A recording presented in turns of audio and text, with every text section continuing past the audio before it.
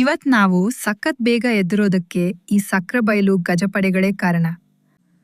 Sakrebailu elephant ಕ್ಯಾಂಪ್ಗೆ ಬಂದ ತಕ್ಷಣ ಮೊದಲು 40 ರೂಪಾಯಿ ಪಾರ್ಕಿಂಗ್ ಫೀ ಕಟ್ಟಿ, ಆಮೇಲೆ ಒಳಗಡೆ ಹೋಗೋಕೆ 50 ರೂಪಾಯಿ ಎಂಟ್ರಿ ಫೀ ಕೊಡಿ. ಆದ್ರೆ ನೆನ್ಪಿರ್ಲಿ, ಆನೆಗಳನ್ನ ಹತ್ರದಿಂದ ನೋಡೋಕೆ ಮತ್ತು ವಾಶ್ ಮಾಡೋಕೆ ಸಪ್ರೇಟ್ ಚಾರ್ಜ್ ಇರುತ್ತೆ.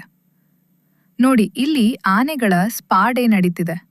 ಈ ಬೃಹತ್ ಗಜರಾಜರು ನೀರಿನಲ್ಲಿ ಮಜಾ ಮಾಡೋದು ನೋಡೋದು ಒಂಥರ ಮೆಡಿಟೇಷನ್.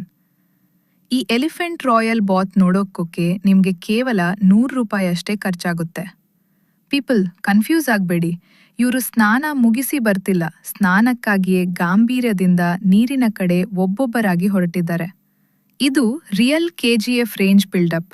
ಇವರ ಗಾಂಭೀರ್ಯ ನೋಡಿದ್ರೆ ಇವರು ಖಂಡಿತ ಮುಂದಿನ ದಸರಾ ಸ್ಟಾರ್ ಆಗೋದ್ರಲ್ಲಿ ಸಂಶಯವಿಲ್ಲ. ಪೋಸ್ ಕೊಡೋದ್ರಲ್ಲಿ ನಮ್ ಮಾಡೆಲ್ಸ್ ಫೇಲ್. ಈ ಯಂಗ್ ಎಲಿಫೆಂಟ್ ಜೊತೆ ಫೋಟೋ ತಗೋಬೇಕಾದ್ರೆ ನನ್ನ ಹಾರ್ಟ್ ಬೀಟ್ ಜಾಸ್ತಿ ಆಗಿತ್ತು. ಬಟ್ ಇವನು ಫುಲ್ ಫ್ರೆಂಡ್ಲಿ.